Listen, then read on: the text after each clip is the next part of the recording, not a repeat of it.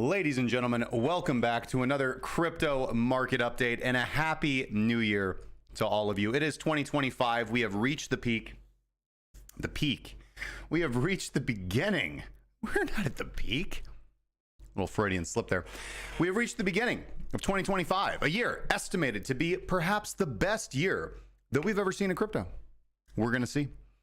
We've laughed, we've cried. 2024 was a fantastic year. We didn't do a big recap, you know? There's so much that we could have gone over. 2024 was a fantastic year. We saw, briefly, obviously we saw Bitcoin hit the massive milestone of reaching 100,000, entering into yet another bull market cycle, which we've been happily riding since post the collapse of FTX. We identified the weekly bullish divergence, and it's pretty much just been up only since. So life's been pretty good. However, we have had our shares of trials and tribulations. We had the summer doldrums. We've obviously had the Fed narrative. We see a new president coming in. And of course, that brings us to the current narrative. Now, we have been in quite, I don't want to say quite, but we've been in a bearish trend. Bitcoin definitely pulling off the highs, and I've been quite cautious moving forward. And in fact, I'm still pretty cautious, to be quite honest with you, even though I cycle back into the market, still pretty cautious. I am tentatively optimistic, though, for several reasons, and we're going to get it into the chart. I do think that what we will probably see is a bullish January, or at least a bullish beginning of January. All right. There are a couple bad ways this could play out, obviously, since Bitcoin has put in such a rejection, since we are seeing lowered stats. If Bitcoin now does rise to get above, let's say 100,000, if it goes up, if it basically front runs Trump's inauguration, which I think it is likely to do, but if we front run Trump's inauguration, then we are going to be having a situation where we might be facing a bull trap, be a pretty classic bull trap. So, and I know a lot of other this is what I've seen from other analysts as well. So again, as far as Bitcoin goes, we do of course want to get excited once we regain the monthly momentum bands, even the 4-hour, the daily momentum bands. We still have weekly momentum. But we do need to be cautious. But at the same time, we want to be fully invested in a bull market. So I'll go over the personal ways I'm going to be handling this when we get into the Bitcoin market. Like I said, I did cycle back in today into altcoins again. But I put it in the alpha report this morning, approximately 30% back into altcoins. I'm still 20% into AI agents, which I think is something that you cannot be ignoring. And in fact, that is taking an inordinate amount of my time right now.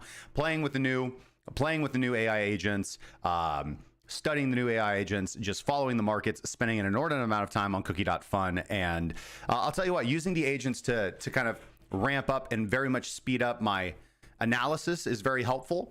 And then being able to get those on-chain insights is very helpful as well. Don't really have any clear favorites. Obviously, I've already shared the ones that I have positions in. The members in the Crypto Trading Academy have obviously got the signals that I've put out as far as the ones that I feel confident about. But we'll go over a lot of those today as well. So as usual, let's get right in. We've got a lot to talk about, a lot to go over. Again, Happy New Year to you guys. I hope you guys had a wonderful evening. Because I'm an old man, did not stay up until midnight because, right, here in the Midwest, midnight is midnight. But on the East Coast, since we're an hour behind, we get to watch the ball drop in Times Square at 11 p.m., which is a much better time to let the kids stay up. We did the poppets, we did the noisemakers, you know, we did did all that, had the hats, had the glowing sunglasses. I like holidays. I'm big on holidays. I'm a little extra. All right, I'm not gonna lie, I'm a little extra. So, but we've got a lot to talk about. Let's get right into it. Of course, if you have chart requests, if you have things you want to go over, please post them in the live chat. We're gonna get over into the charts, get the music going. A couple of house cleaning things real quick before we begin. All right. Bam. Ladies and gentlemen, you will notice in the description is the second link. We are going to be syndicating our alpha report via email and of course on our academy. This is going to be the free version. So obviously the unlocked version is behind the paywall of the Crypto Trading Academy, but you guys can receive the alpha report, data-driven research to keep you armed and dangerous. My daily insights on Bitcoin's movements, on the macro movements, on altcoin movements, and how you guys should be positioning yourselves. So it's completely free to subscribe. It's that second link in the description, and we will just send you guys the newsletter on that daily basis. So definitely go check that out. And then final reminder, all of our Trading Academy monthly and annuals are on sale still until tonight at midnight Central Standard Time, UTC -6. with discount code SANTA. That's all capitals, SANTA. Use that at checkout to get 30% off any monthly or annual memberships into the Crypto Trading Academy and join us behind the wall. Okay, with that out of the way, let's get the music going. Let's go through all the things, and shout outs to the early chatters: M3TZ, Alex81SG, Magnus, Frey Trades. We've got DeBird watching from X. Good to see you, my friends. Nobody chatting on Rumble yet, but that's okay. And happy New Year to you guys as well. Magnus says it's past his bedtime. That's fine. I feel like it's past my bedtime. I only got about 4 hours of sleep, but I have been at it since 5 o'clock in the morning. You wouldn't be able to tell with the lateness of the show. I apologize. It is still the holidays. You know, my kids are still home from school, and I'm just juggling so many things, trying to be a degenerate trader, trying to write my analysis all the time, dealing with the people in the Trading Academy, working on the new strategies that I'm working on, and then of course getting everything out on a timely basis. So bear with me just for the remainder of this week. Hopefully we'll get started earlier tomorrow at our normal noontime, and then of course next week kids will be back in school and everything will be back to normal. All right, we do have the music on. All right, life is good. All right, all is well. All is well. All is well. I wonder if the music was going while I was, I don't think so. Maybe, oh no, music is not going. There we go. Now the music should be going. And the music needs to get turned up a little bit, if I do believe so. Probably even a little bit more. You guys let me know if that is too loud. Second link ain't opening for me though. Let's look into that real quick. Pause for the cause. Okay. This is how we do it. This is how we do it.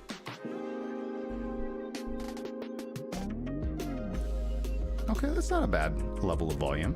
Okay, here we go. Seemed to work just fine for me, man. This is what you get. Yep. You're doing new. Is anybody else having an issue? Should just be able to put your email in this tiny little box and hit the button. I'm also not logged into anything in this browser.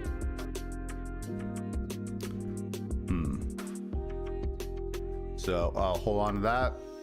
Gotcha. Okay. All right. Let's start off as we normally do. Let's talk about the macro. All right. Bitcoin cycle. Obviously, we have a fresh week. Okay. Let's talk about where we are. We are at the 50th percentile of the market cycle. All right. Again, as I like to point out, if we look at the last 3 market cycles, 2012, 2016, 2020, we will notice that obviously the 2012 and 2016 cycles were right-handed cycles, i.e. we really went to the top of the box. So larger gains than normal.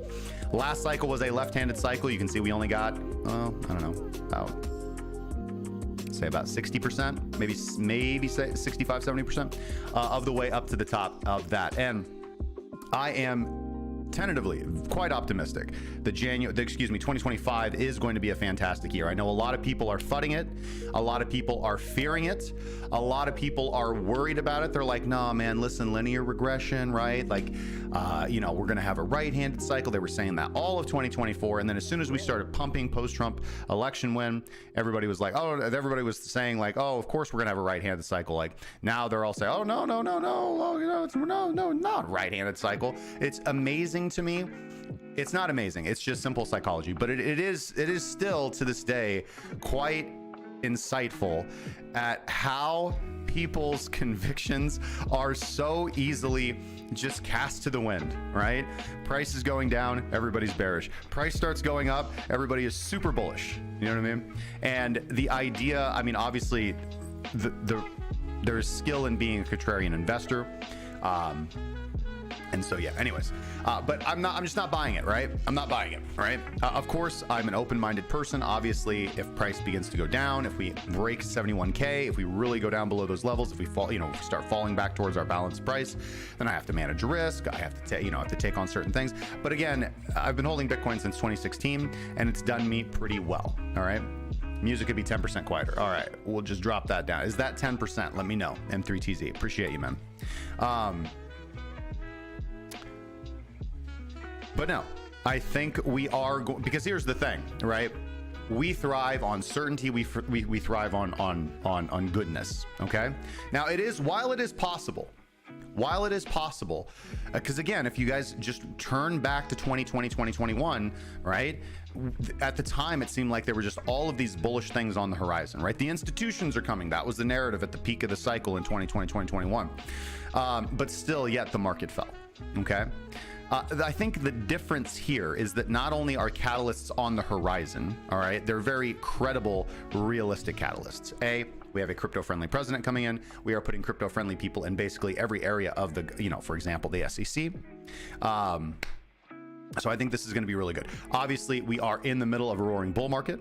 We have just peaked our heads into the euphoria phase of the market. So we should be getting some rapid price appreciation throughout 2025. Now, as I've said, we'll get to that when we get to the weekly chart. All right. We do have to face the risk, the downside risk right now of getting into the winter doldrums, similar to what we experienced during this consolidation period where Bitcoin had approximately a 30% correction. All right.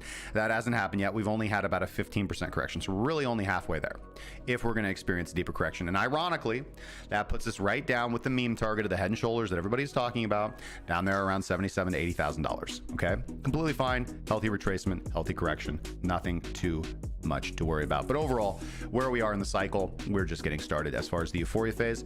Looking at our MVRV, this is the market value to realized value metric for BTC. This has been one of the best take profit mechanisms that we've had as far as on-chain evidence. We're nowhere near a cycle top. Currently, this indicator is clocking at 2.25. So we're just basically pulling back from the previous level of resistance that we experienced when the market peaked previously in March of 2024, and we entered into those summer doldrums. Looking at our Bitcoin volatility ratio with this metric, what we are doing is we are tracking the short-term volatility, i.e. 24-hour volatility, in a ratio against weekly volatility, i.e. medium-term volatility. And this is very helpful in different scenarios. This is one of my favorite ways to analyze volatility, because volatility is ultimately going to be one of the best triggers for should I be entering positions? Should I be closing positions? What is the risk of my position so that I can manage position size if, for example, the market is too risky? If volatility is spiking and we are approaching resistance, for example, or breaking through resistance, that's often a strong signal that there's going to be follow through. If the market is in blue sky breakout territory and all of a sudden volatility spikes very, very high, that's often a very common topping signal. When we are in consolidation and volatility drops very, very low, it is often a signal to trade the next breakout. Okay, lots of different ways that we can use volatility. Those are just a few ways.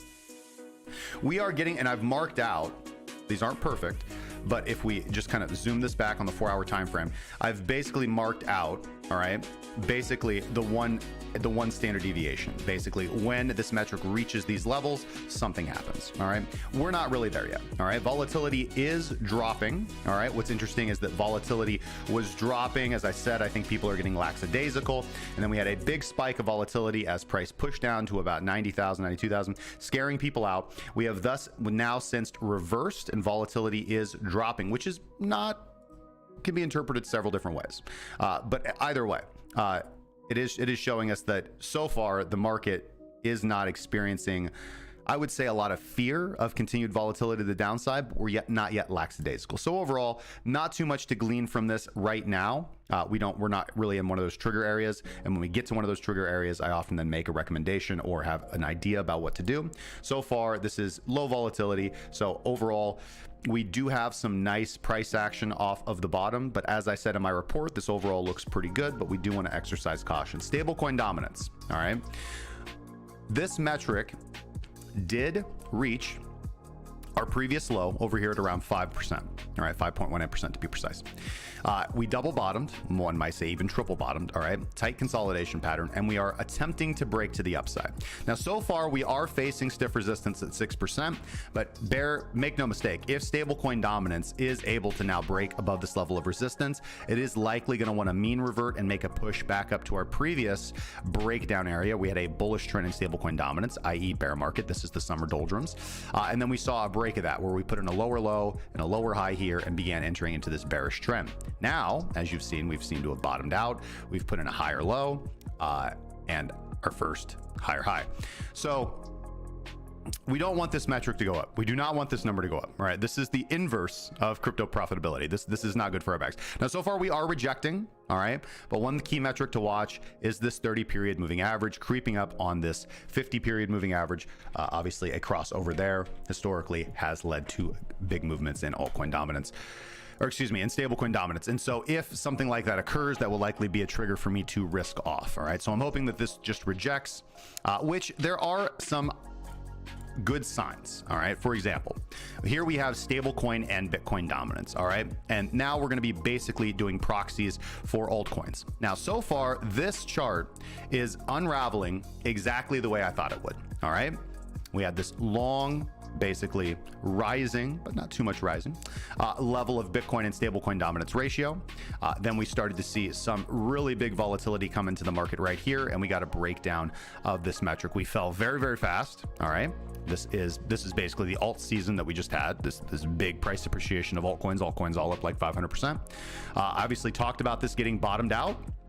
I expected this to dead cat bounce pretty hard. This is I talked about this starting on December 5th. Which is right when this metric came in, and that's when I sold half of all my crypto. And we did dead cat bounce, and we put in reversal signals right here after the retest of the breakdown point, and now we are trending back down below the 200-period moving average.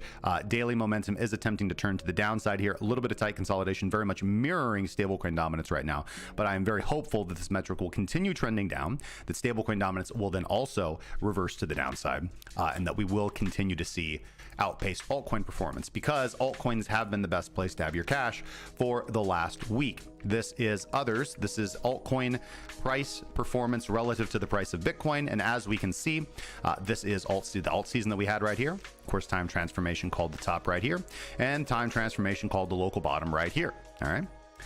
And again, mirroring stablecoin and stablecoin plus Bitcoin dominance, we are seeing this tight consolidation. But again, this is a nice sign right here. This is a very nice, strong candle coming off of this level of support. So I'm very hopeful that this support holds. We see daily momentum turning to the upside right here.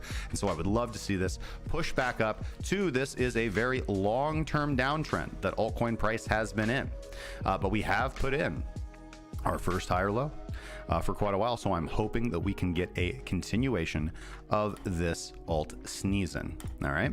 So all things to watch for, not 100% conclusive yet, but promising early signs as we move into January. Getting down to the big dog itself, Bitcoin, your Lord and Savior.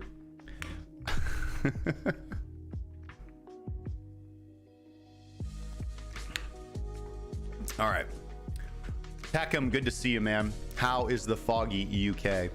Are you guys experiencing any of that viral, dry fog over there that all the preppers are talking about on X? And yeah, anybody experiencing any of that dry fog that they're saying is going to kill us all? 6 billion people. Let me know, because I could definitely hop down into the bunker and complete this live stream. How about that Wall Street staff reorganization pre-start of work tomorrow? I don't know. Not too sure. We'll see. I don't really know too much about that, my friend. Are we pumping 2 hours before? I hope so, man. Nothing in Sweden. Well, of course, you guys are safe over there, man.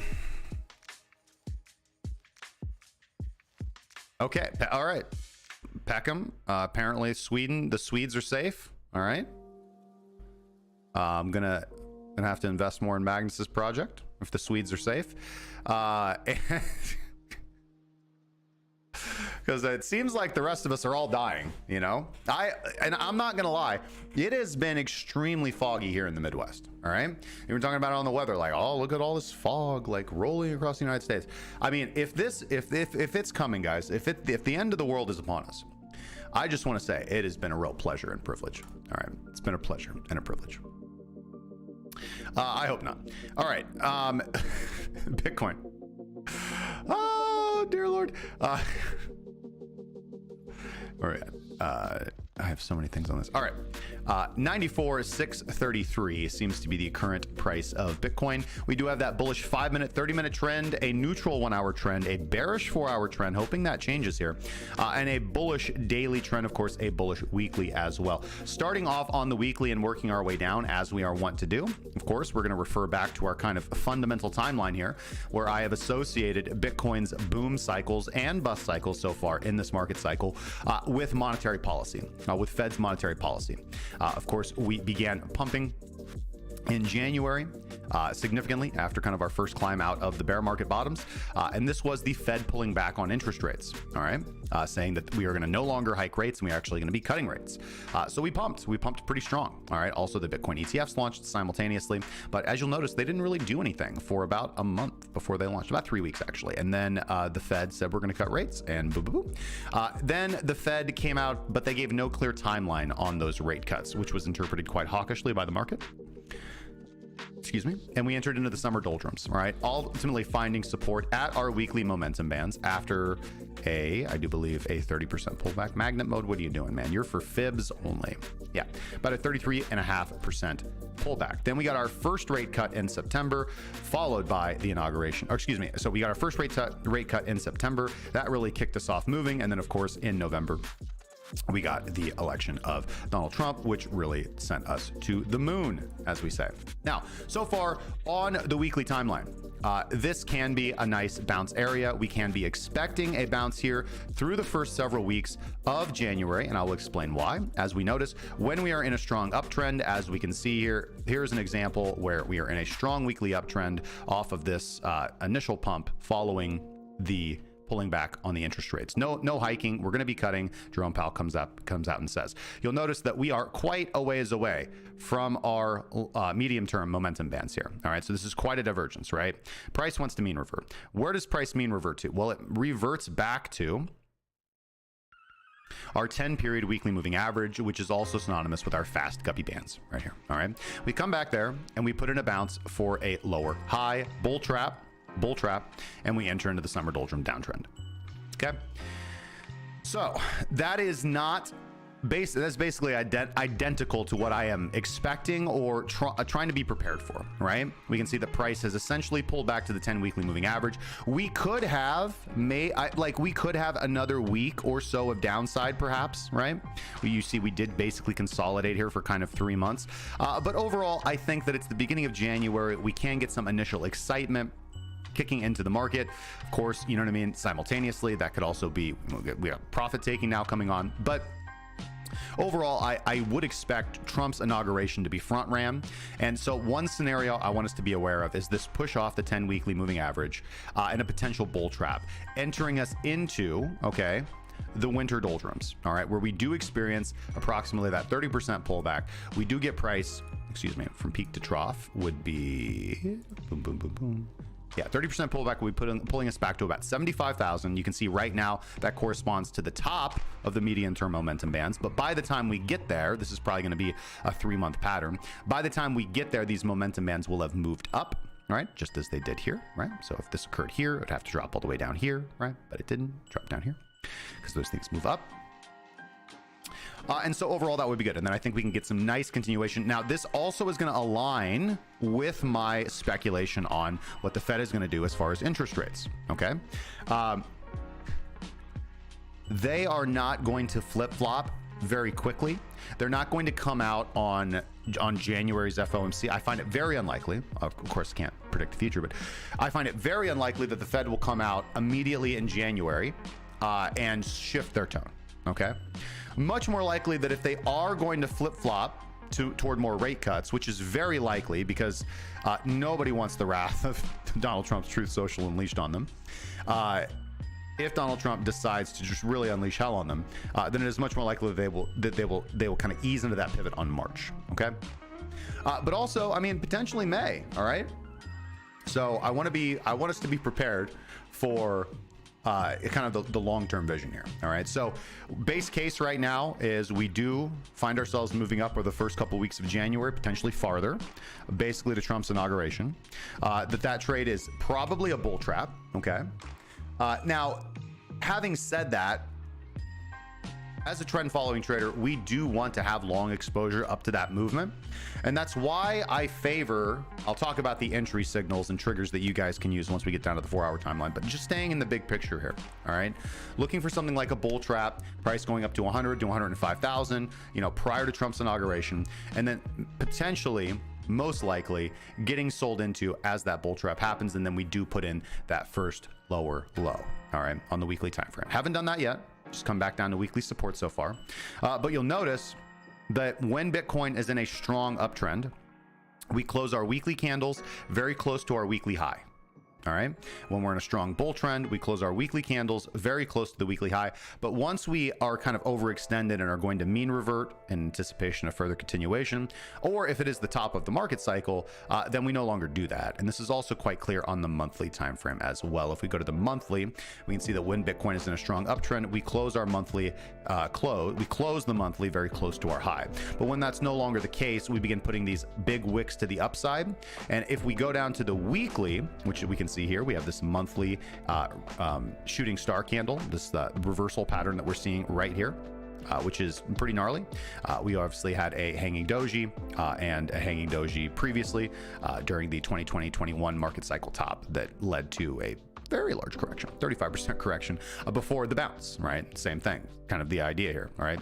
Usually the second bounce doesn't go higher, but this is basically the same kind of bull trap scenario that we're talking about and that we would like to avoid. So, but you'll see here, if we zoom down to the weekly, which we had been on, it is really in the first 2 weeks of the month that we then begin to pump, and it is the third and fourth week that we sell off. So if we see a similar pattern from Bitcoin in January, we would be expecting the first couple of weeks to be bullish, which is starting to shape up to be that way, right? And it's just a doji, guys.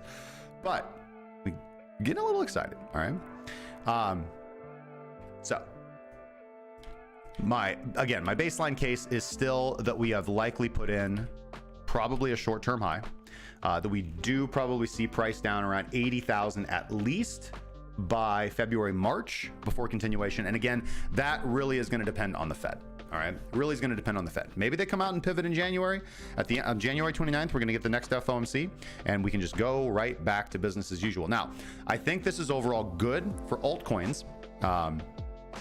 Because if we are going to get this bull trap or push up kind of price expansion throughout the first couple of weeks of January, then that means that these metrics that we were looking at over here are going to confirm as I am anticipating, right? Where we are going to get continuation on others, where we are going to get a failed breakout on stablecoin dominance, and where we are going to continue to see the rejection of Bitcoin and stablecoin dominance as people continue to cycle into altcoins. And so far, just looking at the prices of altcoins today, they seem to be responding quite nicely, all right? We do seem, in many cases, I would say for some of the strongest alts, things like Athena and things like Sui, to be putting in something like a triple bottom. Things like XRP similarly as well, support, third test of support, strong movement up today from XRP. Similar from Deep, right? My favorite low cap on the Sui network, support, triple bottom, big move up today. Same thing on Mantle, another top coin of mine for this cycle, support. Didn't really come all the way down, even more bullish. Pretty strong price movement. Looking at Pepe here. All right, obviously it plunged down, but here we had very similar support in this general zone. Very strong movement. Ondo Finance, similar support. On Ohm, Mantra, support, right? Pretty strong push to the upside. So again, I think we are going to continue to see altcoins do well. And XRP was one of the biggest positions that I did take today with regards to altcoins. Other ones, of course, that I'm liking a lot are, of course, my favorite Solana picks for high caps, if you want to call them high caps, Radium and Jito. HBAR, Hedera Hashgraph, very similar, support, 3 tests and a nice push here so far. This is a little meme coin that I was following earlier. Hyperliquid, again, support. Hyperliquid maybe comes down a little bit, but overall, I think Hyperliquid's still quite good. And Phantom, I think Phantom is gonna probably push up pretty strong. Phantom fell really hard. It really was one of my top picks for this cycle as well.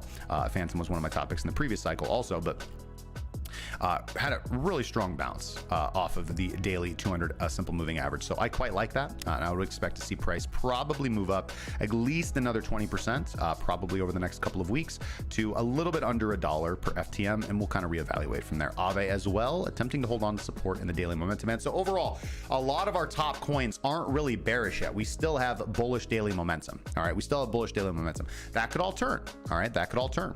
All right, so that's why I said I'm cautiously optimistic. I have moved back into the market. I think that we have upside, but I am going to be ready to bail pretty quickly. For those of you guys who have been following the Alpha report, let's go over. Oh, we're not even done with Bitcoin. I'm sorry, guys. A little bit of ADD. Let's get back into Bitcoin. All right, so we went over the weekly time frame. We'll cover Bitcoin. We'll get through with Bitcoin, and then we'll get into the kind of the alpha picks. All right, daily time frame for BTC, we can see that price has pulled back down to the bottom of the guppy bands. This is the 60 daily exponential moving average. We did put in a nice doji with a strong wick to the upside. Okay, so obviously a lot of buying interest came to the market. It was not able to sustain price up, but did the market move down following that, which would have been quite bearish? No, absolutely not. And now we have some nice continuation. So overall, I'm very much liking this this pattern. This is also a little bit, although this is kind of stretching it. We can see it on the lower time frames. This is a little bit shaping up to be an Adam and Eve pattern. All right, so therefore we could get pretty bullish on the break of 100K, but again, I am worried about that bull trap. All right, but I just want you guys to remember that we're kind of seeing this in advance, so that when price does get up here and up here, okay, we are going to be, instead of waiting for price to get up here and trying to go long for the 120K target, all right, which we already made the mistake of over here, unfortunately. Instead of doing that, we want to be prepared to be taking profit here and being prepared to potentially take the market back to the downside. My bottom is in the chair, B-Flow. You would have, my bottom is so in this chair, you have no idea. B-Flow, happy holidays, man. That's all I'm trying to say. You know what I'm saying, bro? Andrew is backing the truck. Well, there you have it, folks. If Andrew is backing the truck up, you want to be in the truck, ladies and gentlemen. All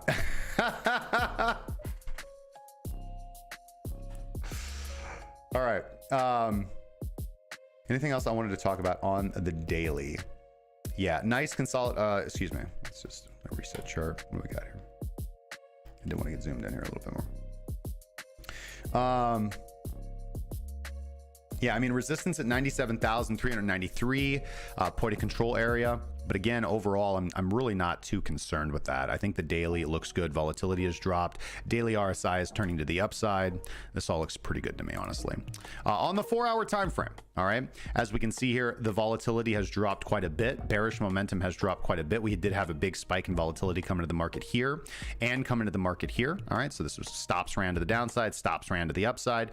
And now what we can see, again, you can kind of see this. I think it's a little speculative, but sort of this Adam and Eve reversal pattern playing out, right? Where again, you could be buying the break out of 98K, but I don't like that with the potential bull trap over it. So I much favor the entry around here and then having the target here and here. I think that's a lot better risk to reward in this particular scenario. All right.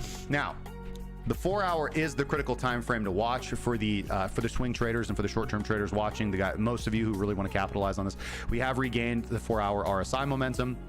We have not gained technical momentum yet. We do need to see a close over approximately 95,000 on the 4-hour time frame for that to happen. So if that happens, which I think that is likely, I think that's going to happen. I mean, obviously it would be really bad if we see price reject from here. If we see price reject from here and we start closing back down here, I'm probably going to be exiting the market. I'm not going to lie. I really don't want to see a rejection here, and I don't think we need another retest of the lows. Here you can see that we already swept the leg, right? We already took out the lows. Liquidity has been grabbed. There's really no reason to go back down there if we're going to go up. All right, market's moving up. We should continue to be moving up, and if we don't continue to move up, then I'm going to get pretty bearish because we still have a lot of downside risk, right? The Fed literally just pivoted, told us that we're not going to get rate cuts, and we saw that that led to the summer doldrums. I don't want to be too bearish though, as price has been already moving down for quite a while. Price has been moving down since the 17th of December. So We're now in the new year. We've had 2 weeks of downside. We should be looking for 2 to 3 weeks of upside now. So overall, that's where I'm looking for. The 4-hour confirmation will come on that close. It will take probably a few more hours, but if you then wait for that crossover to occur, if you wait for these bands to turn green, what you'll probably then be entering into is price pushes up, finds some rejection, initial rejection here, pulls back, makes a higher low. You'll likely be getting that crossover right here at the peak. All right. And so you probably want to wait for the pullback following that and then enter on the pullback if you want to wait for that confirmation. Again, we'd be targeting 100K, 104, 105K is where I'd be liking to see overall price there on the 4-hour time frame. 1-hour time frame, similarly, we have that neutral trend, so we're already starting to regain some of that bullishness, coming up to that same level of resistance. So again, we're not really peaked, we're not overbought. The 1 hour could just continue to fly. Not really too concerned about that. 30-minute time frame, we are at the value area high of the day. All right, but again, we see this pattern a lot. All right, we see this creeping pattern a lot. We see it right here. This to me is not weakness. This usually leads to the bloop bloop bloop. All right, so I would be kind of cautious fading BTC right now. I was pretty happy about fading BTC previously, not so much right now. BTC does look pretty strong. All right, so that's basically where we're at with BTC. Looking at Ethereum, obviously similar. Ethereum is weaker, I think. My perspective really has changed on this over the last couple of weeks. I had some more time to read more, dig into some more fundamentals and some ideas. And, I just think that, Bitcoin has overperformed Ethereum so far about 70% in the cycle.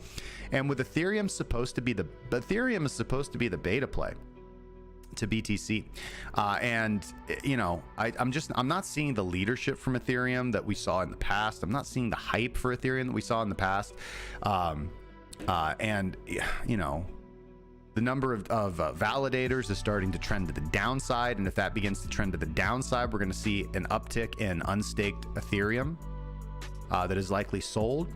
And so,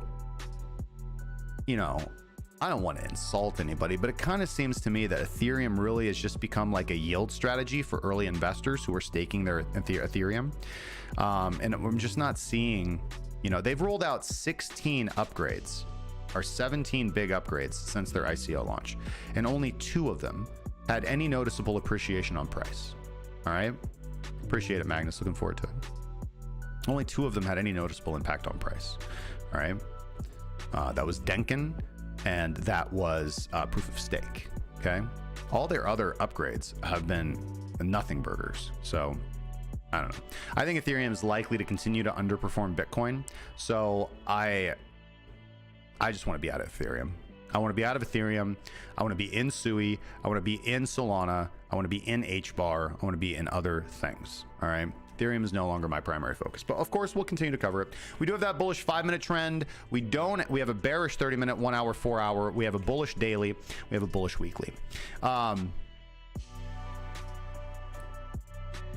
Wine Drinker thinks that Algo, HBAR, Stellar, and XRP are going to pump like wild after Trump takes office. Yes, that is, we've talked about that a lot before. That's like the American Trump trade 2.0, the American coins. Yes, the fundamentals for that are, of course, that we're going to have very crypto-friendly legislation, very crypto-friendly business environment, lower taxes, of course, i.e., President Trump coming in and bullying the Fed to lower rates, to inflate this market up even more, baby. Let's go. Let's see here. With regards to Ethereum, we do see some consolidation after it appears we have put in some lows over here, sub $3,200.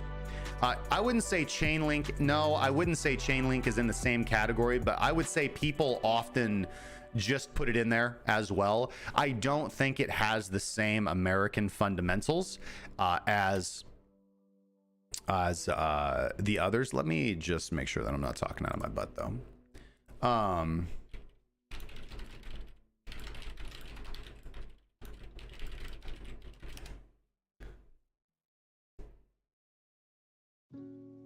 No, yeah, I'm talking out of my ass. Yep, Chainlink's from San Francisco, California. Let's go. It is in the same category. Yeah, you would think I know that. They literally sent me a shirt. Yeah. Chainlink is developed by Smart Contract Labs, a blockchain technology company based in the US, specifically in San Francisco, California. Never seen a bigger hive of scum and villainy. Wow. Lo Cyrus, good to see you over there on Rumble. I appreciate it. And very colorful comment there from the other commenter over there on... I hope you're referring to the coin, my friend. Fart coin is a heck of a coin. Okay. So yes, I think Chainlink is going to benefit. No, Near is definitely Asian. Specifically, and I really like Near. Let's see here.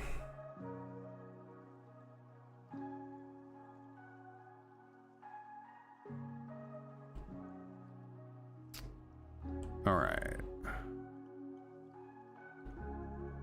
So I'm 2 for 2 today, or I'm 0 for 2. Near is not quote unquote as strong an American pick, and I'm also, I could be wrong about this, I'm not super bullish on Near. I could be wrong about that. I'm wrong about a lot of things, but Near was co-founded by Ilya Polasukin and Alexander Skidanov, both of whom have a background at Google and Microsoft. The founders are Ukrainian and Russian.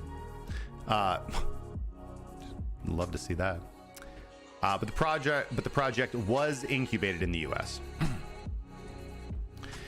They were headquartered in the U.S., but now the project is governed by the Near Foundation, which is an NPO in Switzerland. So, you know, maybe. They don't, again, I would say that's a second tier. Yeah, they have some ties to Americans, but they have moved their legality outside of the United States to Switzerland, which Trump's going to be like, yeah, cool. Go pound sand.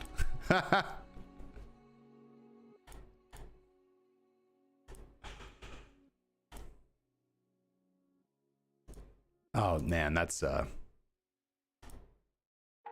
sounds so painful, man. Yeah, he must have had a lot of chili, man.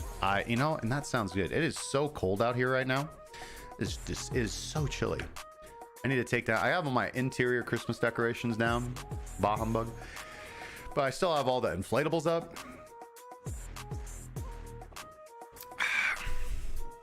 B-Flow. He was talking about kids, man, not your Saturday night. All right, brother.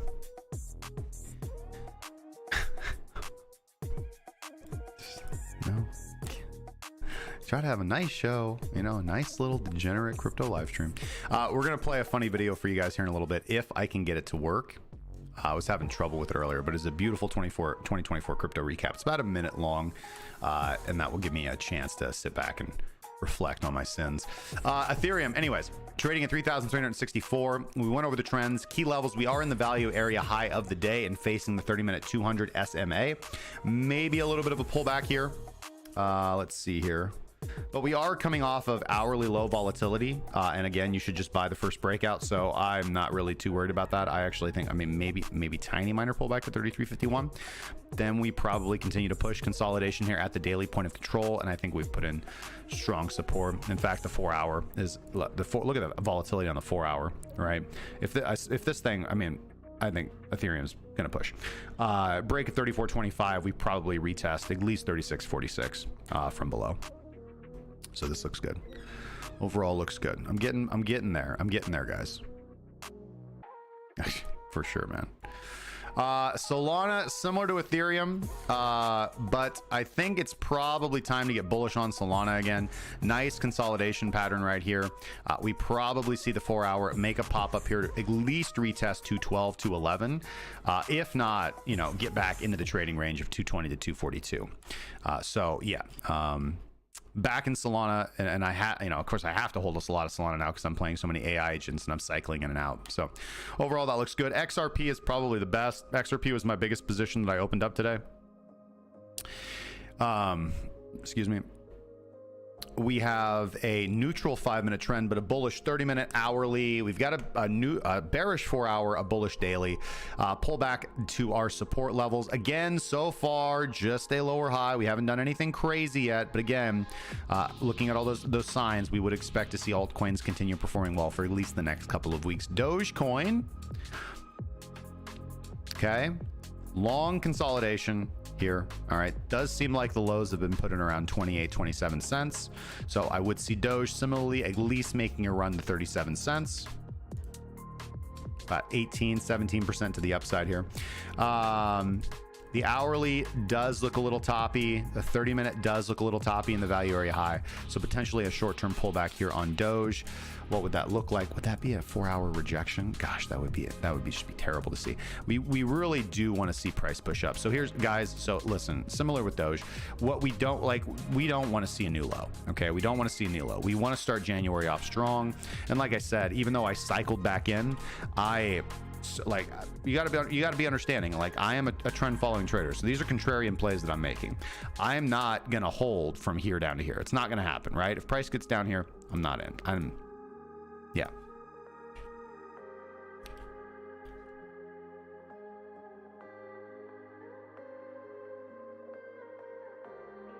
Yeah, the pump fund thing is, again, the problem with, like, crypto already had, if you want to say quote unquote a bad name, or I guess the biggest thing people talk about with crypto is like, oh, scams and rug pulls and all that stuff, right? Well, that was before any idiot could just make a token. Like, of course any idiot can make a token, but it's not really that simple. I mean, it used to take like $10 to $30,000, to bootstrap liquidity, just to do a rug pull, you know what I mean? And you had to know at least a little bit of coding. Most people are too lazy to even get that far, right? They will not go that far. But Pump Fund, Pump Fund created a project where literally anybody can just launch a token with like 20 cents. Yeah. So. And similarly, what is it? Zeppelin? I think it's Zeppelin. Zeppelin was a web-based, still is, a web-based Ethereum website where you can basically just kind of copy paste Solidity code and launch your own token. Before Zeppelin came around, like, there were still, of course, rug pulls and stuff like that, but not like once Zeppelin came out, it was like they just 100x'd within a couple of months. It was ridiculous. That was 2021. Okay, nothing to see here. All right. Like I said, looking at Athena. I'm sorry, guys. I got the coughs. Looking at Athena, it does look like we've triple bottomed. I want to hope that support is in here around 90 cents. If we are able to break above, I think we continue to push. I think we can easily target like $1.12 on Athena. Sui. I want to be very bullish on Sui because it's been performing so well. This is another lower high, which means we probably make another higher high at $5 or above. But again, just feeling a little cautious on there because of all of this distribution that we saw. All right, but daily momentum does appear to be turning back up to the upside. Volatility is quite low. Okay, so again, when volatility is low, you buy the first breakout in the direction that it's breaking out in. Appears to be breaking out to the upside. XRP, very strong reaction off of the lows. I would be very hurt. I mean, personally hurt, right? My feelings would be very, very hurt if XRP puts in a lower high here and just dumps. Mantra looking good. Pepe looking pretty good. Mantle looking good. Deep looking very, very good. Higher risk, low cap on the Sui network. Ondo Finance looks good as well. Okay.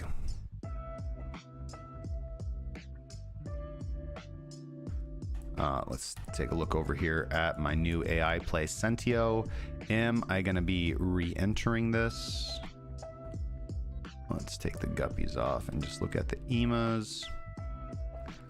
Okay, well, we haven't actually gotten the signal yet, but we're in consolidation. All right, so I entered, lost 200 bucks, unfortunately. Although we did hit my first target that I posted for the group, which, again, glad. I hope somebody made money. But I will likely re-enter this on this trigger here.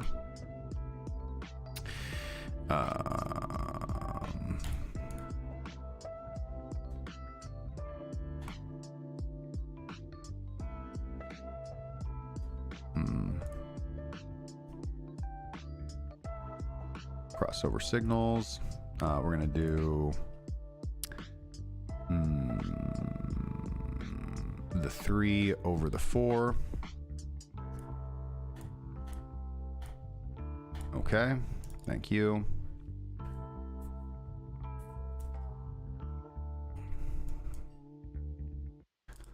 And add alert.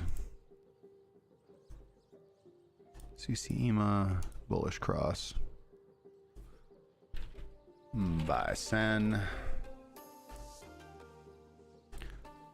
All right, life's good. Kekius Maximus. I don't know. Did a little bit with this, but this thing's pulled back a whole bunch.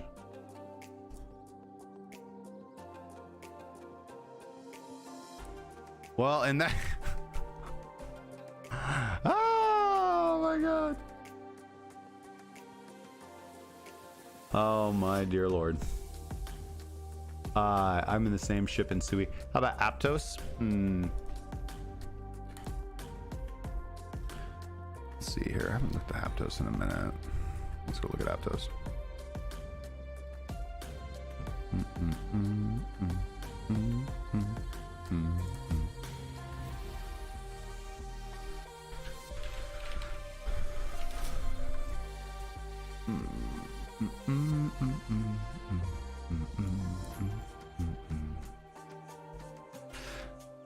Yeah, I mean, Aptos here looks pretty good. We can see that volatility has really died down here. Price is oversold. We have bullish divergence and daily momentum turning to the upside and support at the 200 SMA. So I really do quite like this. Bottom feeder just recently bought this on the dip, and it's expecting a price of $9.77.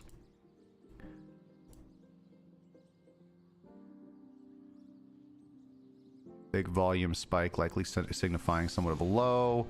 No volume follow through on the second push. So again, still a contrarian play. So we have lost short-term momentum. But if we take the... Oh, why are... Yeah, okay. Like, what is going on here? Yeah. I would just be watching to make sure price closes over the 10 daily at 931. And then at least, right, a retest of the EMAs from below. So that's a 20% move to the upside from here.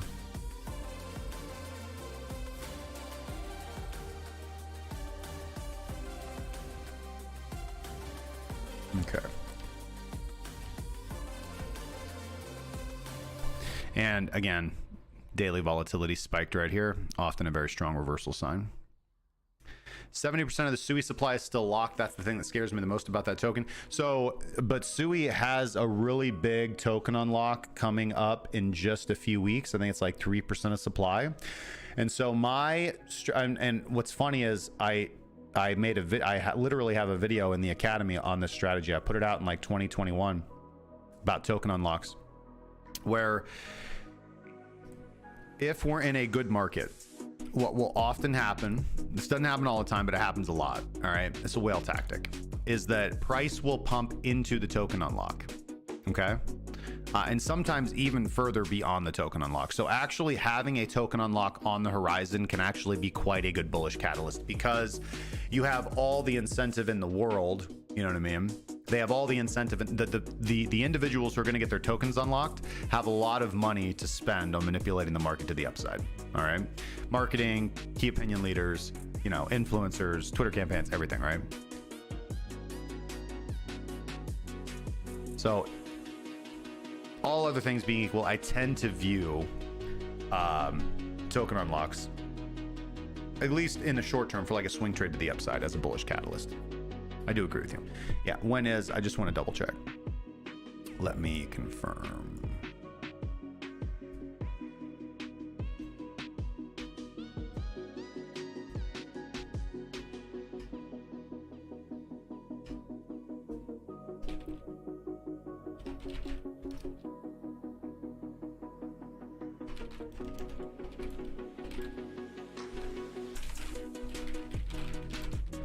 Let's see if she'll do it. Give me a sec.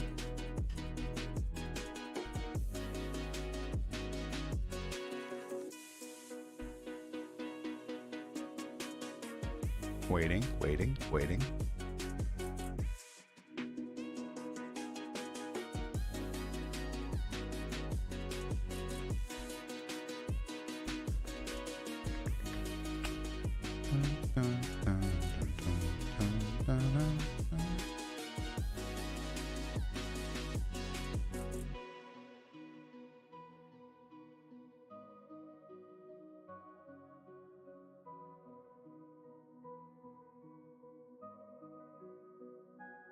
Huh. Oh, shoot. Okay. That's why.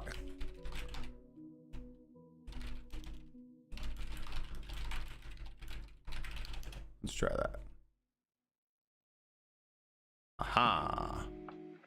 So they say. Ah, okay, never mind. Okay, all that time, and I literally just could have looked on boom. On DeFi Llama. Gotta get the llama. Unlocks. Sweet. 37% unlocked. Upcoming events. Oh, maybe it's only 0.74% of the supply. What? How did it? Why? There we go. Upcoming. Oh, why did it always take me to the end? Jeez. Yeah, we just had a token unlock. 0.74% 2 days ago. About 1% of the supply 2 days ago. Wow. Why does it do that if you somebody get a hold of the dev? So yeah, I mean, overall these are very small token unlocks. So it looks like the schedule is actually pretty healthy, man. You know, we're gonna be able to do all of this in 2024 with this. So all the tokens won't be fully unlocked until what, 2030? Long-term thinking.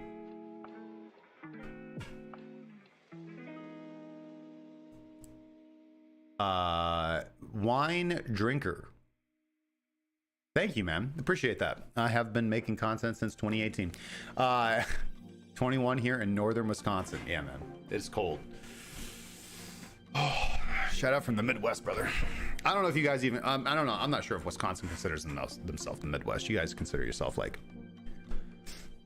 Canada Light. I'm just kidding you, man. Can I look at Pengu? Yeah, I got the Pengu airdrop too. I'm actually still holding it.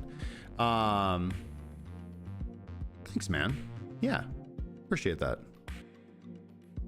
Tyler, what's going on, man? Hopefully you're bringing some of them cheese grits for us. Let's look at Pengu. So here's the thing. I think Pengu could be really good. Okay, I'm not gonna lie. I'm hodling my Pengu, and I am actively considering buying some more. Okay, and I'll tell you why. Okay, let's get. There's more here, right?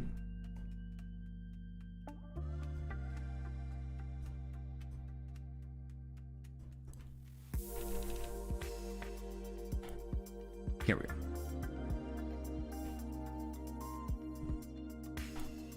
Because if we're gonna have a really bullish cycle in 2025, whether it starts now, whether it starts in March, May, but if it's gonna happen, and it looks like it wants to happen now, then we need to remember some of the important narratives and things that did really, really well in the last cycle. All right, obviously memes are still around. Okay, what is the current meta right now? AI agents, right? They're just exploding. Look at virtuals in the Solana and Base ecosystem, right? And just pretty much anything you buy, it's going up.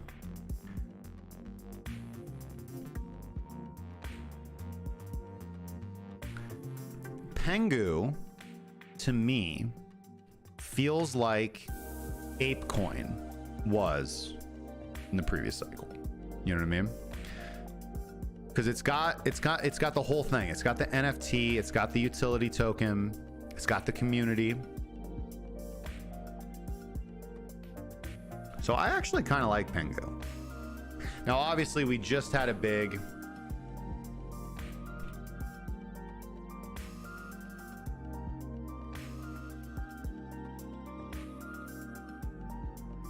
I want to make sure that this is right.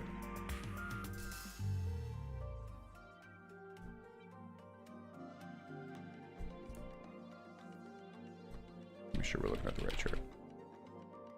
Pegnu.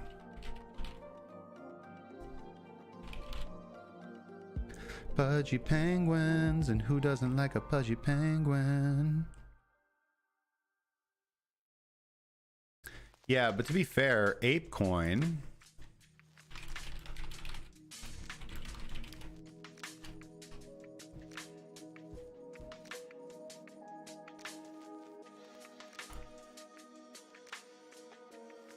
Yeah, ApeCoin, I do believe, reached an all-time high on April 28th, 2022, at $26.70 per token, with a market capitalization of 7.4 billion. All right, so that's the thing, man. Like, I'm gonna be pretty gosh darned diddly disappointed if this is the market cycle high, which I really don't think it is. But if this is the market cycle high, and when I look at this, is what I wrote about in, I believe, Monday's alpha report. But if we go look, you know, we were seeing projects reach market capitalizations in 2020, 2021 of 20 to 30 billion pretty easily.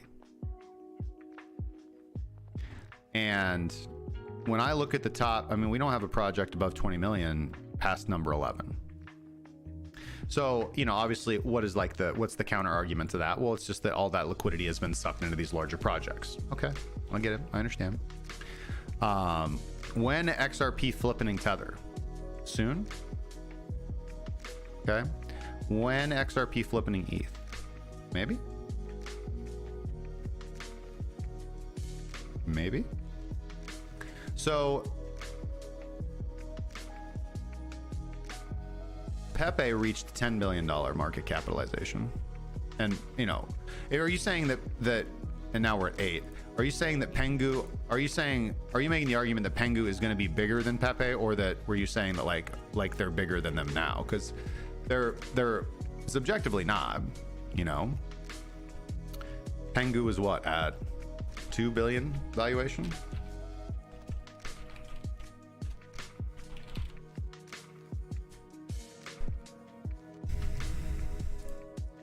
I'm saying will be. Yeah, I think you're probably right. There's a lot of hype behind this.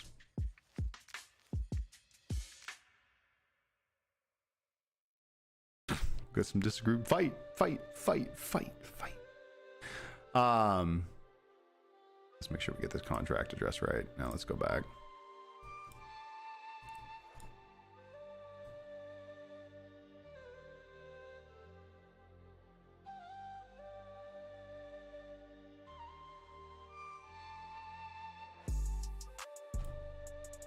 That's not, no, none of this is right.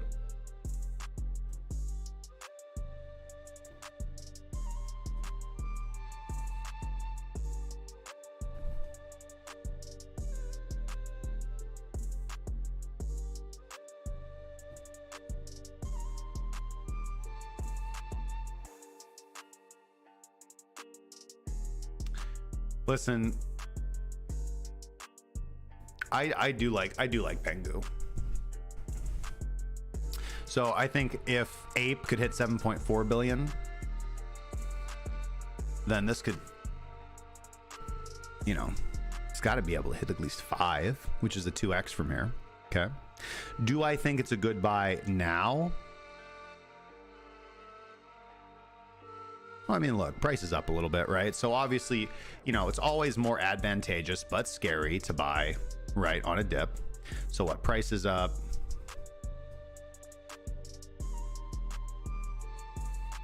Wish there was an x-axis. All right, now we'll just go back.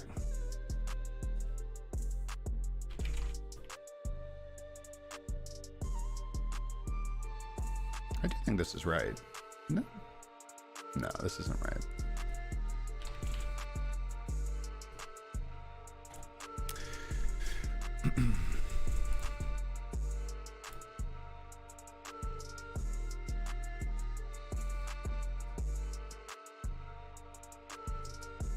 Yeah, I mean, here's the thing. Here's the other thing I like too, right? It's just this simple, like 21 over, you know, 30 over the 50 or 21 over the 55, whatever you want to do, right? It's completely fine. But I mean, that's a strong signal, man. We are a little bit overbought on the 4-hour time frame. We're getting there, but we also have unnatural volume, so this is likely to continue.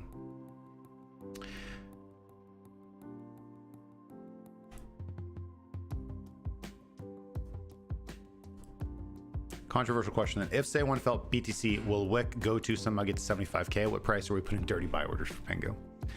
Well, I mean, you know, you always want to set dirty buy orders like here, I would say. At a 50% drop.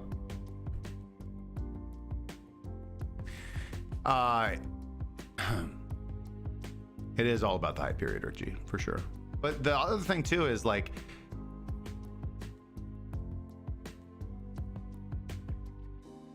if we go look at something like here, like let's go look at the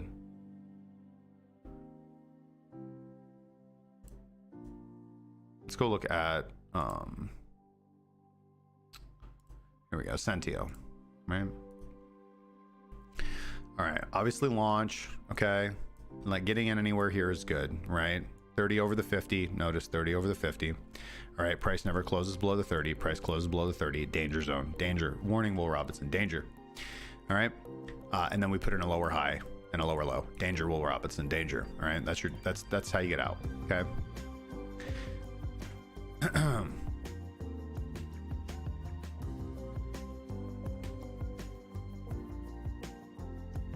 I should probably get back into Sentio here. I like it. Now, this is the hype cycle, but it's hard to determine, like, it's hard to determine how long the hype cycle runs. You know what I mean? Actually, no, it's not. I literally just told you. It's when price closes below the 30. When price closes below the 30 moving average. It's the easiest way to do it. My God, consistency.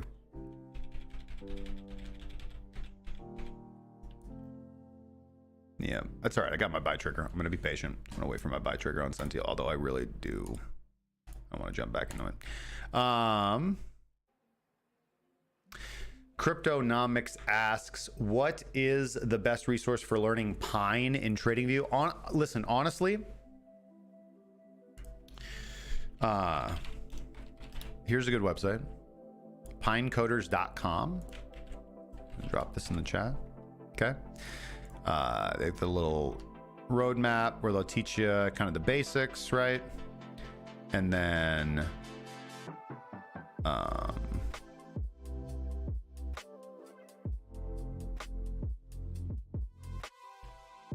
find script resources. Okay, this will give you a lot of information on writing things like order execution. There's a lot of stuff on their GitHub. Here's the Pinecoders repository on GitHub. A lot of snippets in here. I've used a lot of this stuff, right? All right. So highly recommend that. And then honestly, the way I learned is just here. The main way I learned is just going in here to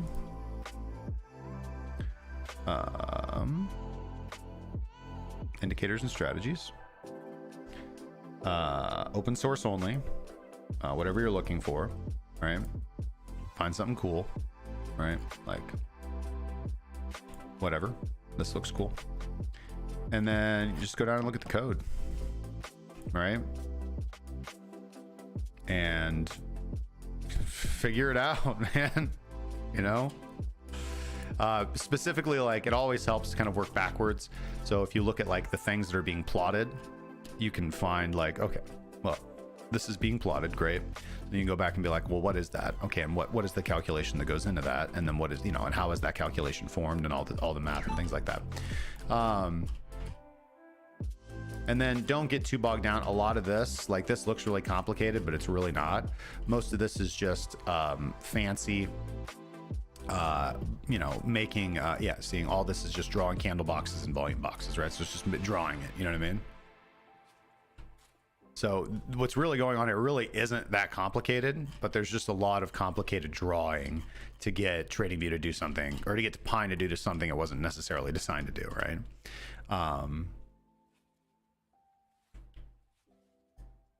And again, back on that Pine Coders is a lot of information on how to make the tables, the graphs, the charts, et cetera, et cetera. Okay, guys, we are now going to attempt to watch a video. I'm going to see if I can't get it going. Oh, stop. Yes. Okay, excellent.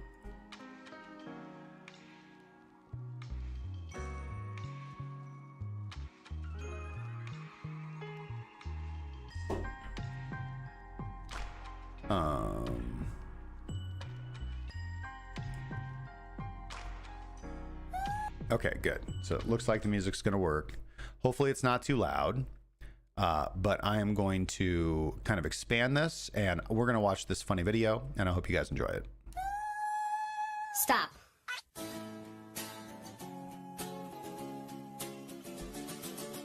Just a quick recap of 2025. All right.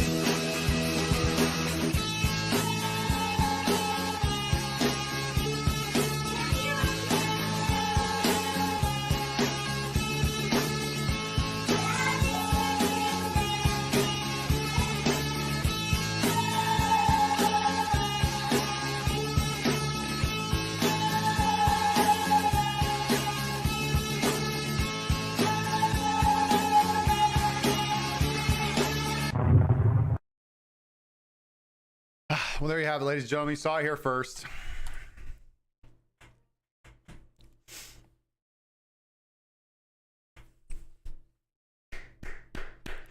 Good stuff. 2024, I meant. I said 2025, but I meant 2024. Epic recap of 2020. Yeah, the high pitch. It was so good, man.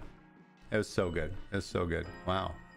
We got some people here in the Rumble. Let's see. Yeah, we're gonna just mute you for the live stream, and you too. Love getting trolled. It's amazing. All right. Anyways, so, you know, guys, Just looking back with fond memories on a beautiful year. What are we doing? Oh, I need to log in. Don't worry about it. It's all good. We're fine.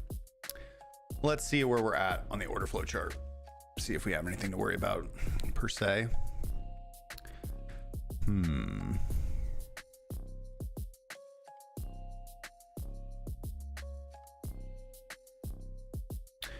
I would say if we dip to grab liquidations, it would probably be about 94,520.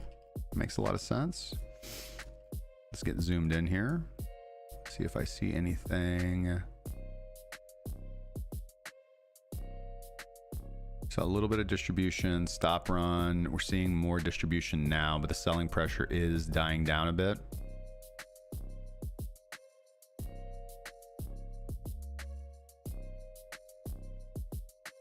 Not very high volume either. Let's check out. Yeah, spot is buying. Futures, yeah, we got a little over leveraged here on the perps. Here we can see a big spike in CVD on the perps with short liquidations as well. Open interest rose quite a bit there. Well, they're not closing out a whole lot, so that's fine. Normally you would see a bigger close of open interest if kind of price was at a risk of pulling back significantly. Overall, that doesn't look too scary to me. Looking at our liquidation levels. Yeah, this wasn't really nothing. We just grabbed a few liquidations. We've got some liquidations at 94,000 and like 93,700, 93,800. But I'd like to start off again, right? I'm tentatively bullish. I'm not going to have a lot of stomach for drawdown if we start pulling back. I think we pretty much need to move. A large majority of people start off the new year with a hangover. Zenobia, it's been a while, man.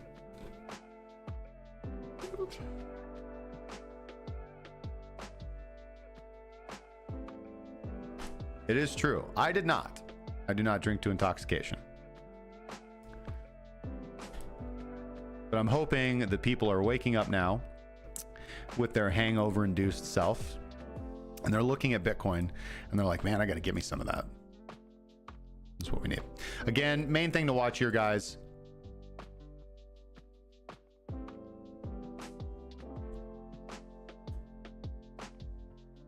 Is I want to see us regain 4-hour momentum. All right. Like I said, everybody is, I talked about this a lot on Monday's stream where, everybody, it's fine to be a contrarian trader and want to buy these dips and see these moves. But people, for some reason, think that if they don't buy here, that they will miss out on a move like this. Okay. And as I said on Monday, I know this is going to seem stupid, but price can't put in movements like this if it's not above the moving averages. Like, price has to be above the moving averages for it to then continue moving higher above the moving averages. All right. So you never need to worry about ever, and you can just get this out of your head because it messes you up. This is a huge novice trader problem, right?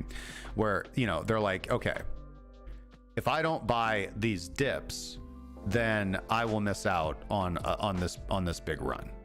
And it's a really bad way to think about it, right? Miss out on this run to 120, which is really silly. What you want to do is, if you want to buy the lows, okay, well, then just mean revert and take price back up to 100,000. Okay. That allows you to scale off some profit, move your stop loss up so that you're in profit. Life's good. Also, you enter down here, okay, and it allows you to have good risk management. All right. We think the low is in. All right. We're going to set our stop loss below the low. That's fine. Normally, I don't always recommend people doing that. Okay. Because obviously liquidity can be grabbed. But if you think the low is in and you're trading to the upside, well, then this is, you don't want to, you want to manage your risk here. You don't want to get caught in the low. So a lot of people take a lot of crap for like, oh, you shouldn't place your stop loss there. Like, where else are you going to place your stop loss? Right? Like, yeah, price might come down and hit your stop loss. That does happen, but that doesn't really happen on the 4-hour chart. You know what I mean? You see what I mean? Like, give you an example. Like, If you thought the low was in here and you bought here and you set your stop loss here, well, it didn't get taken out here. Not on the 4-hour chart, okay? You were wrong about your trade, right? Because price didn't go from here to here. Like, price came back up to your entry, gave you an opportunity to get out, and then it came down at your stop. But generally, if you place your trade below the low on the 4-hour or the daily and it takes out your stop, price keeps going lower. Now, if you're down on the 5-minute time frame, yeah, I mean, that happens all the time, right? Well, not the weekly. If you're down on the 5-minute time frame, yeah, it happens all the time, right? You go short here, right? You go short here, you place your stop loss here, and yeah, you're getting taken out, right? And then price moves in your favor. But it doesn't really happen on the higher time frames, is what I'm trying to say. So if you think the low is in, generally the best place to place your stop is below what you think the low is, or at where you think the low is. Okay. So we'll see. Need to get the APAC and Yuma markets to come in overnight and pump us up.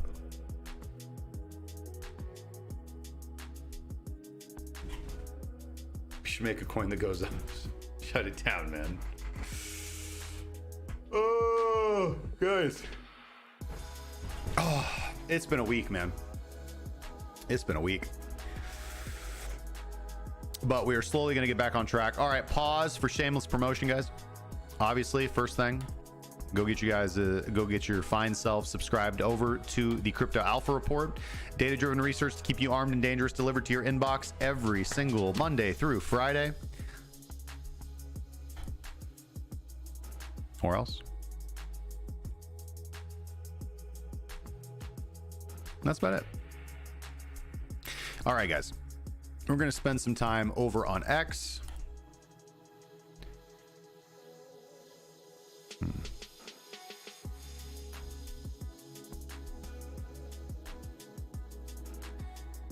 Let's go to lists.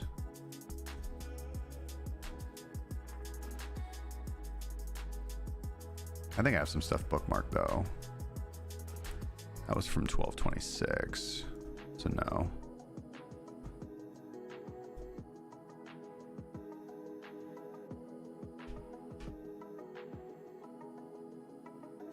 All right, let's see here if we can find anything.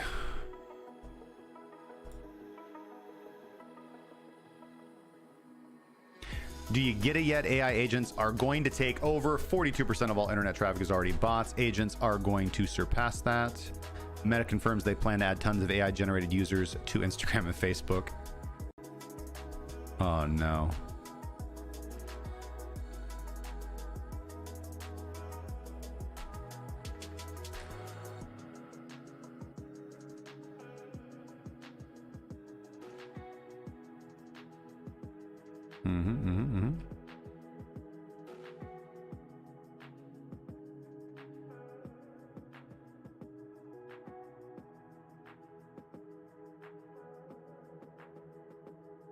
What if I told you Gamma Swap is the next Pendle?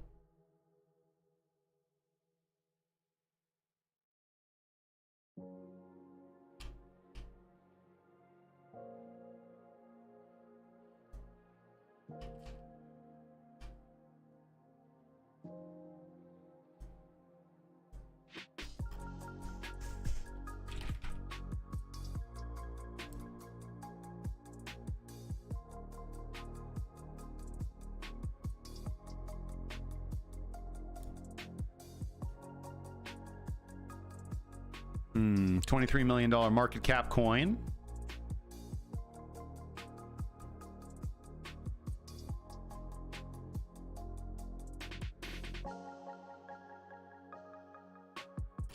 Pretty much only on Uniswap.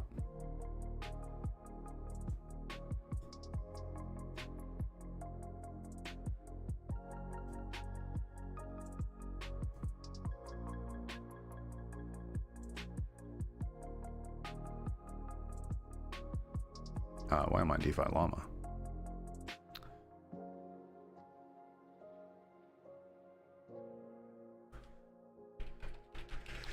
Took me a second. It's been a while since I did not look at a chart that wasn't on Base or Solana or Ethereum. So GM, I don't think GMGN supports.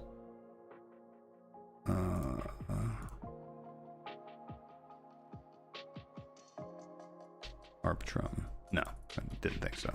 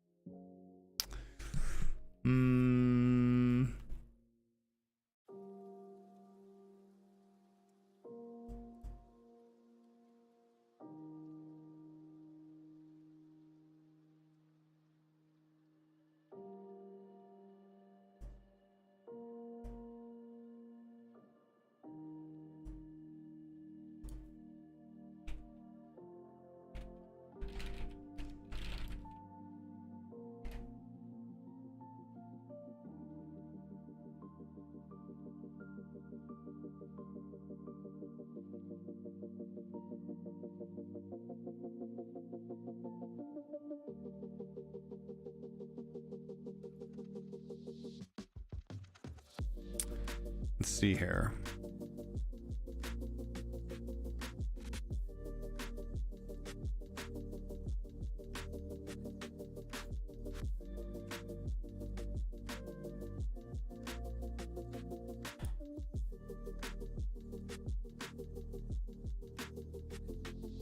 Well, what I will say about Gamma Swap, at 25 million market capitalization and currently sitting at a price of about 13 cents. We've got some pretty tight consolidation, but momentum is very neutral right now. I would want to see a clear break of like 17 cents or at least to this diagonal trend line. All right, looks like we're putting in a big wick here, right at resistance and right at our MAs. We did get an initial bounce off the 200 MA. And this is probably not an insignificant bounce. It's a 77% bounce, right? But I would want to see a clear break and have momentum. Looking here at the 24-hour buys and sells, we do have 71 buys to 47 sells, 68,000 buy volume to 55,000 sell volume. So a little bit more accumulation than normal. Only $124,000 in volume. How much liquidity do we have in the pool? 572,000 in liquidity. It's not 2 days. It's not too bad. 3-month-old coin. I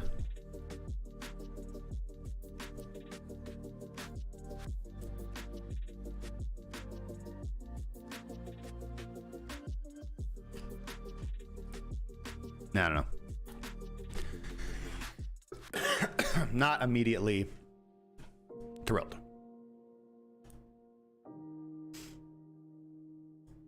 Can I put my... Yeah, I can. I absolutely can for you, Osiris. It's right here, man. Oopa, there you go.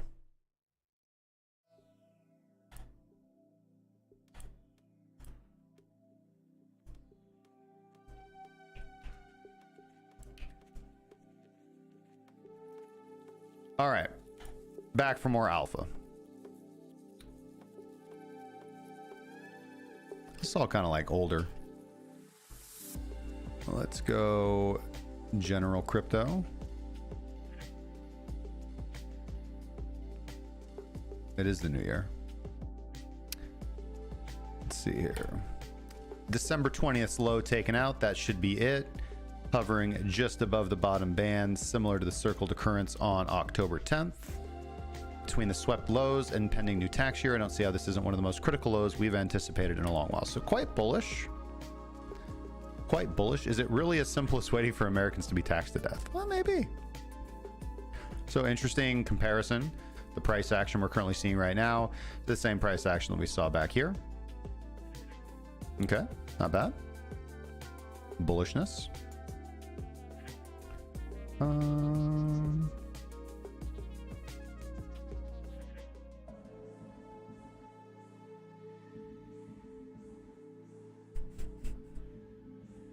Of course, yeah, taking a run on a beach clears your mind, doesn't take a genius.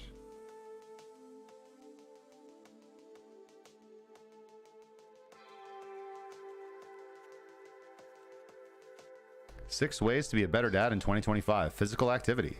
Put your phone down. Teach a skill. Play games. Teach them about the evils of central banking, how it's led to endless wars and inflation, and that Bitcoin fixes this. Love them unconditionally. I'm literally doing all of that. I highly recommend you guys do as well. Yeah. If I were to pull my daughter in here right now and ask her what happens if you give someone control of money, she'll tell you that they corrupt it. When money is controlled, money is corrupted.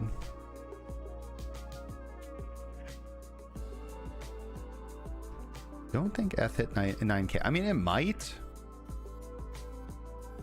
but I don't think that Ethereum is the beta play for Bitcoin anymore. This one was a good one. All right, not too much there. Anything on the DeFi side?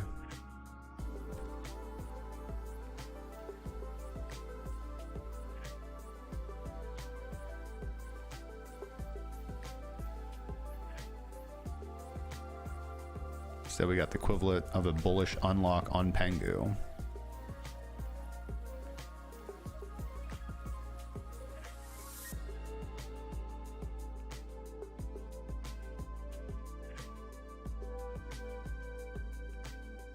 I have been seeing a lot of scuttle about Monad.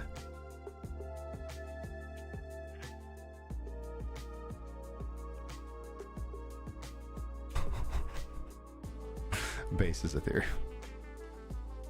That's pretty good.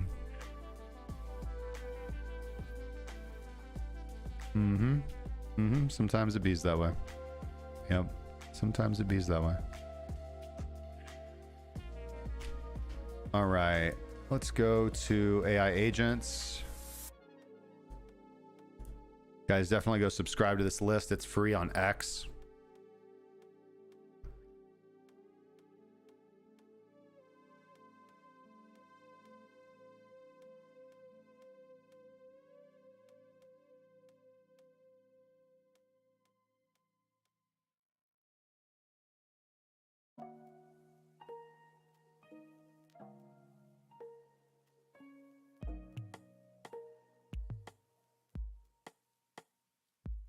All right, audit.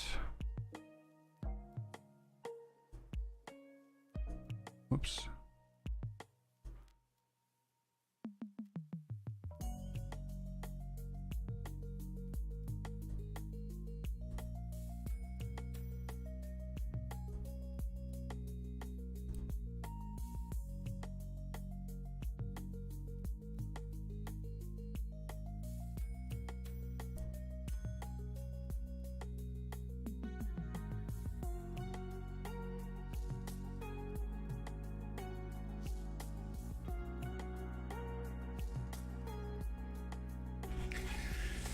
It's a little later than I want it to be, Tyler.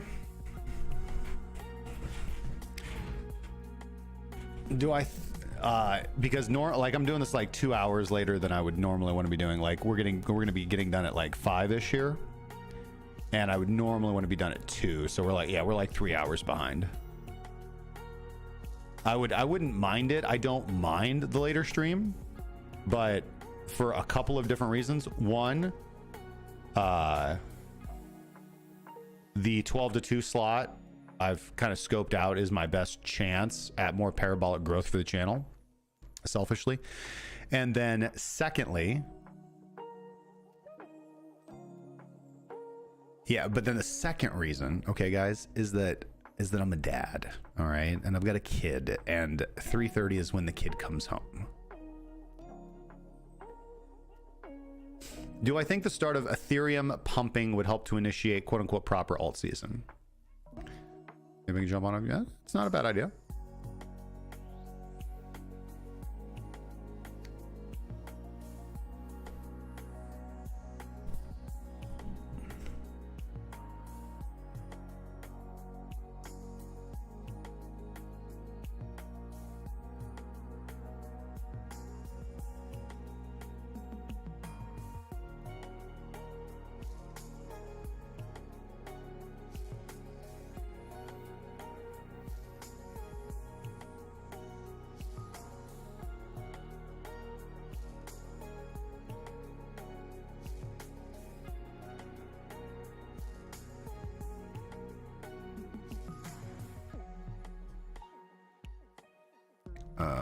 What am I looking for here? Yeah, I'm looking for this one. This one we can go check out on GMGN. I'm surprised it's not on the list.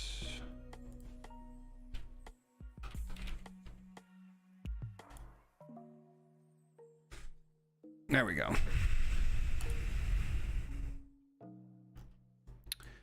$27 million market capitalization, really popped, pretty much doubled just within the last 1, 2, 3, 4, 6 hours, give or take.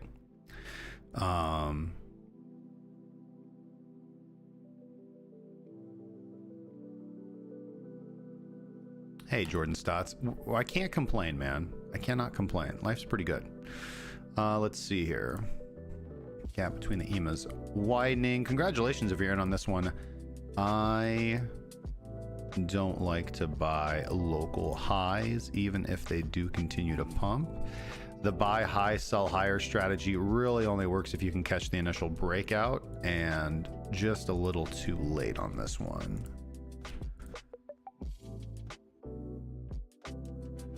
Care to chart DGen AI?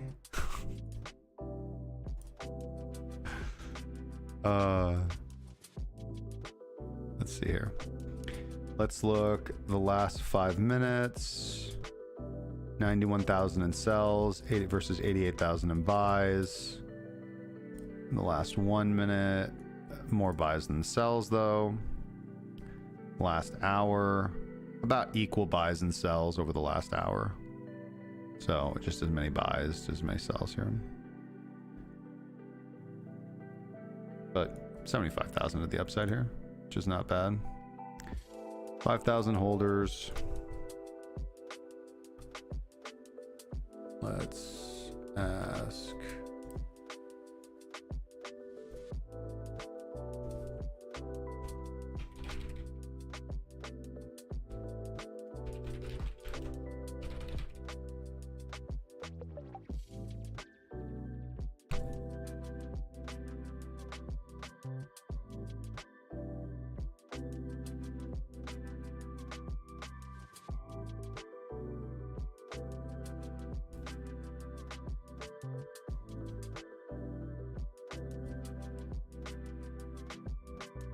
Meme coin hype is real.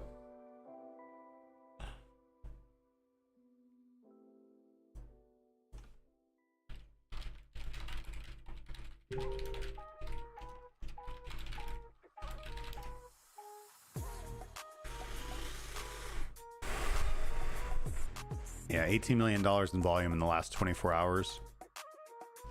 5,000 wallets, so good holder base.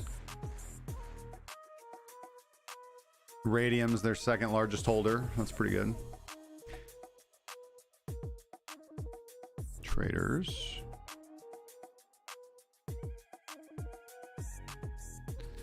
$5,727 unique wallets in the last 24 hours.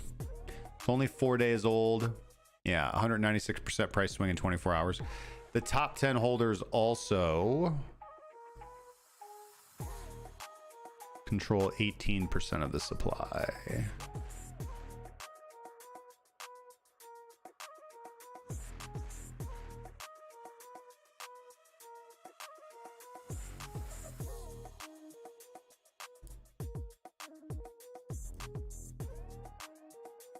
Could be good though. And the dev's out, so no big numbers.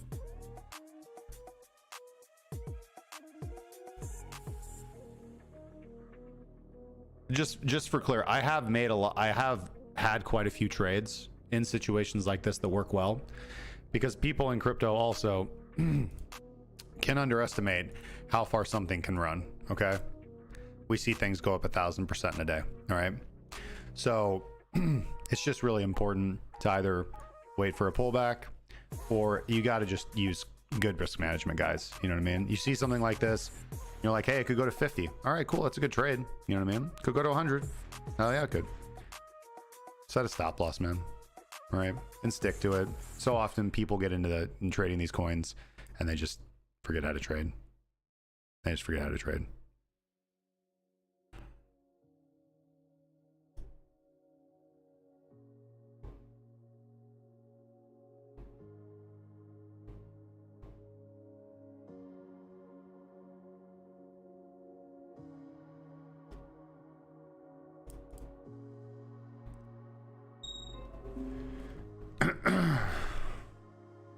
Graphane? Yeah, I can check it out. I like Graphane. I was looking at Graphane earlier. The AI agent. Bum, bum, bum.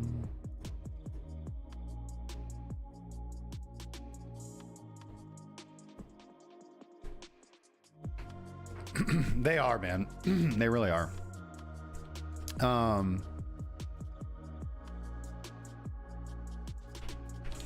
Trench AI.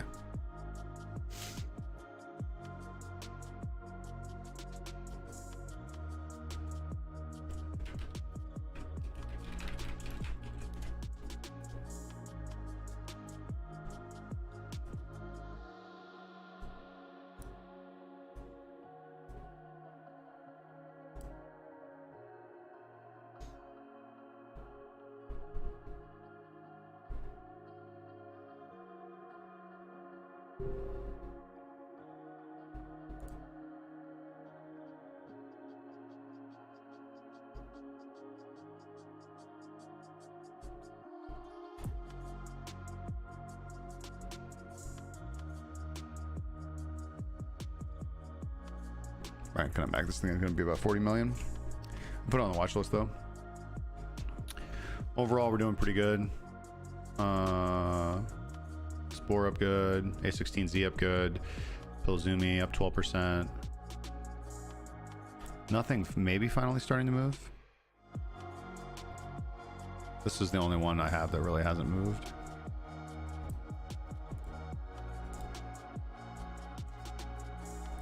Trench AI. All right. Market cap 5.4 million.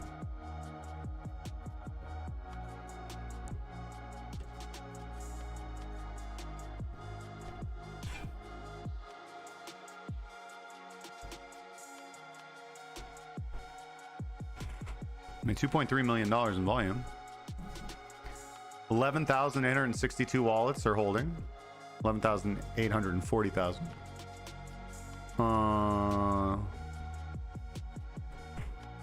It's got good liquidity distribution across multiple dexes. 2,475 unique wallets in the last 24 hours, so not a scam. Those are the good things. Downsides, obviously price is down 25% in the last 24 hours.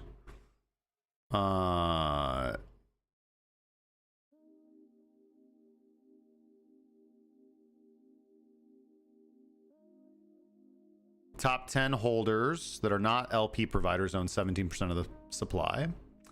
Multiple wallets showing coordinated selling patterns. 10 days old. It's a very, very young token.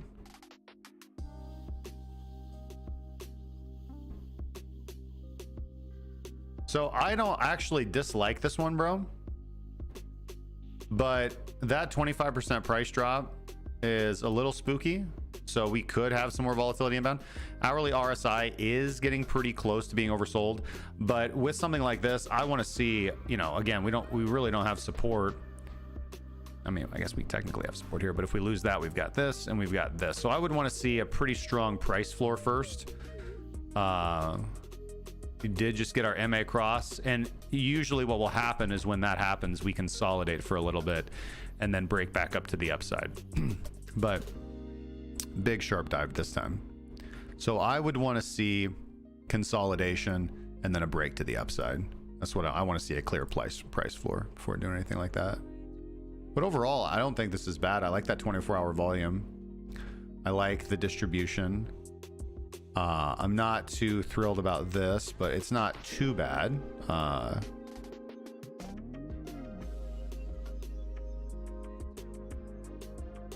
Could be a lot worse. This doesn't look too bad. And Graphane is pretty hot, dude, so.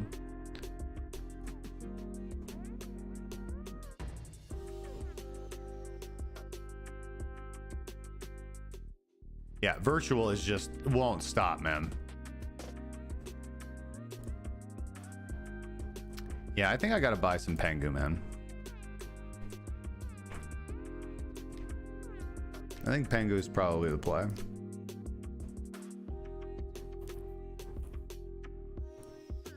I gotta probably put Pengu on the 2025 holds list.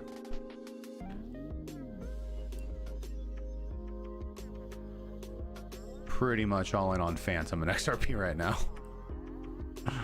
I'm not gonna lie. As far as my centralized exchange funds, this is what I have on chain. Yes, no error, Pilzumi, Spore, Wrapped Bitcoin, nothing, Department of Government Efficiency, which, you know, that's painful, but whatever. Virtuals, zero, bro. Life's pretty good. Just buy Pengu and no memes. All right, man, I'll take your word for it. I think I'm gonna buy some Pengu. I feel like obliged to almost now at this point. I've been reading a lot about it today. And, you know, can't do research on something without buying it, you know what I mean?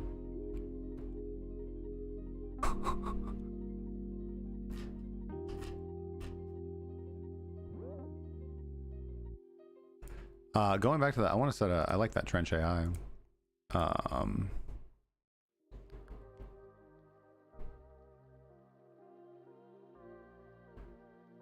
But I will do this kind of in my downtime, I think.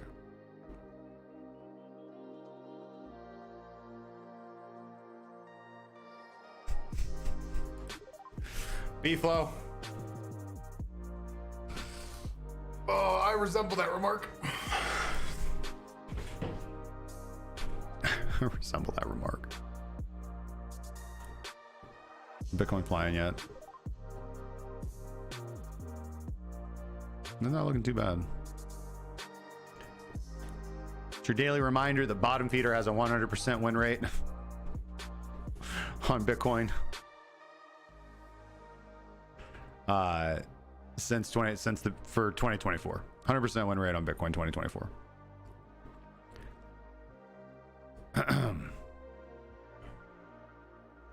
Just your daily reminder. Available to all premium subscribers.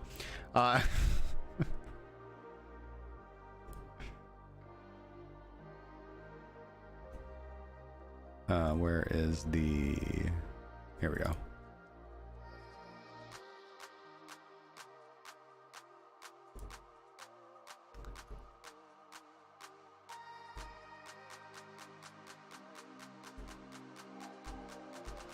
Pullback strategy has not taken any trades since December 26th. So it is set this all out. Cool down period here, but yeah, we're just not back we're just not back in there yet. If you guys want that strategy, you can go get it in the Discord. It's free. Checking in with Minx. How is Minx done?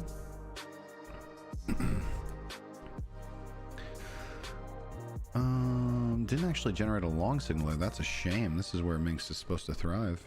Because we're underneath the baseline, of course. Take profit. Long signal, take profit. Yep, so Minx just long to profit here. With regards to Ethereum, short. We're all not bad. Take profit long. No long signal on Ethereum yet for Minx. Solana, long, take profit. Not bad. Not bad. I am working on Minx V2 for automation. So that should be coming out here in the next 2 months. Let's see here. Not looking bad. Put Trench AI on my watch list.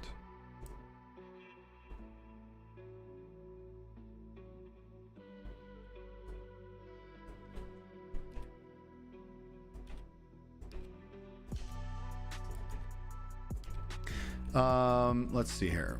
What are some of these other things doing? I think obviously my high conviction plays right now in the short term are going to be Pilzumi, Zero and Spore, and Yes No Error. This one is interesting though.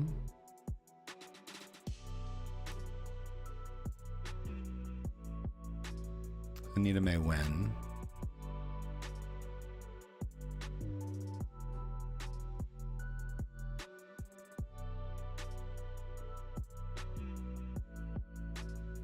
That was a good trigger. We are not yet close to getting a buy signal, but this is one I'm watching as well. A little bit outside the main meta though. It's not an AI agent. As far as base goes,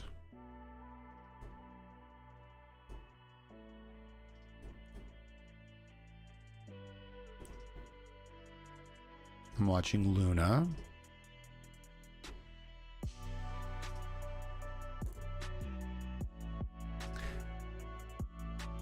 Obviously AI XBT. This is probably one of the more useful AI agents that I interact with on Twitter. But I really prefer Telegram, to be quite honest with you.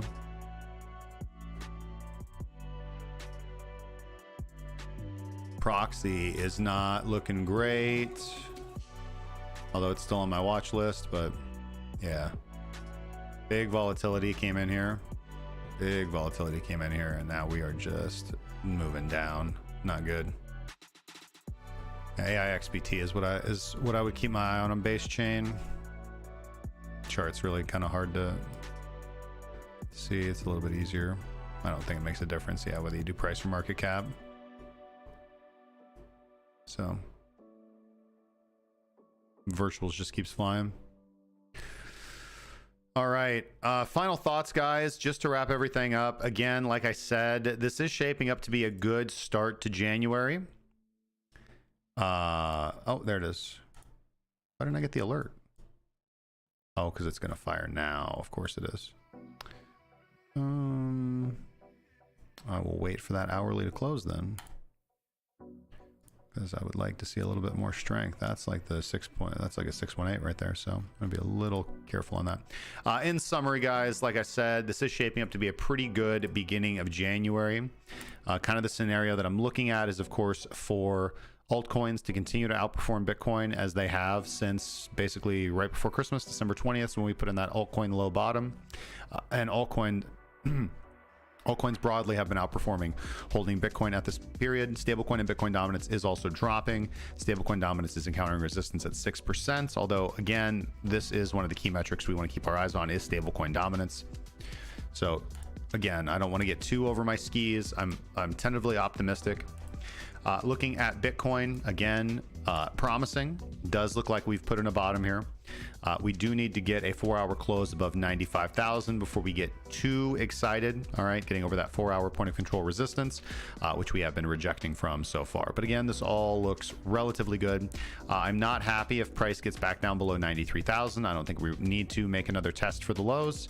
But we'll see. Maybe it was going to take a couple of days to kickstart, but I would be more looking towards risking off and then cycling back in. I'm okay with getting faked out a couple of times. The daily, again, looks nice all the way down to the bottom of the support channel, currently bouncing up.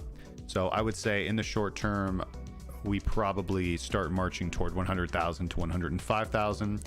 We do want to be careful, of course, of a bull trap, kind of a buy the rumor, sell the news event following Trump's inauguration. But that's why I like entering here with a little bit more risk and managing my risk more tightly, rather than attempting to buy, at 100, 104,000. It just gets a little scary. Altcoins, again, probably continue to do well. XRP and Phantom are my picks right now as far as larger coins, although things like Athena, Sui, Mantra, Ondo Deep, Mantle, Pepe, they all look pretty good. Pepe probably being the highest risk one there. HBAR looks quite good as well. Hyperliquid looks like it's bouncing from support as well. Aave, Jito, Radium, those look pretty good. Went over my kind of current AI plays right now. Yes, no error, Pilzumi Spore, and